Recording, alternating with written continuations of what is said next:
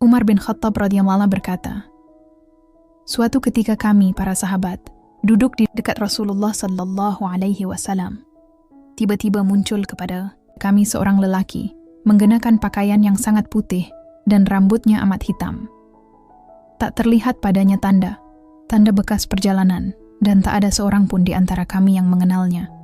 Ia segera duduk di hadapan Nabi, lalu lututnya disandarkan kepada lutut Nabi dan meletakkan kedua tangannya di atas kedua paha Nabi. Kemudian ia berkata, "Hai Muhammad, beritahukan kepadaku tentang Islam." Rasulullah sallallahu alaihi wasallam menjawab, "Islam adalah engkau bersaksi tidak ada Tuhan melainkan Allah, dan sesungguhnya Muhammad adalah Rasul Allah. Menegakkan salat, menunaikan zakat, berpuasa di bulan Ramadan, dan engkau menunaikan haji ke Baitullah jika engkau telah mampu melakukannya."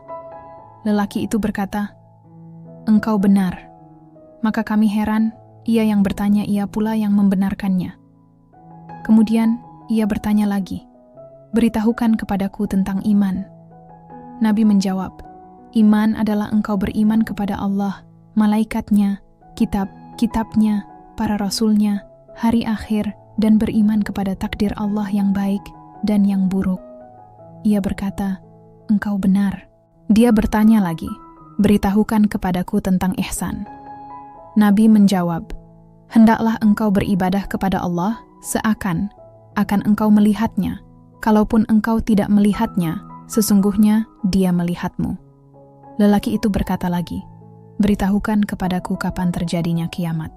Nabi menjawab, "Yang ditanya tidaklah lebih tahu daripada yang bertanya." Dia pun bertanya lagi, "Beritahukan kepadaku tentang tandanya."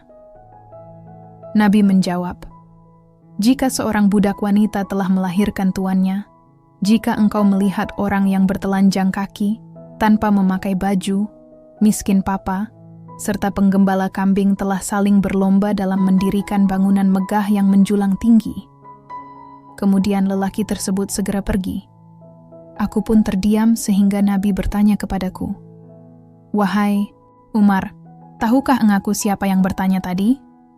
Aku menjawab, "Allah dan Rasulnya lebih mengetahui." Beliau bersabda, "Ia adalah Jibril yang mengajarkan kalian tentang agama kalian."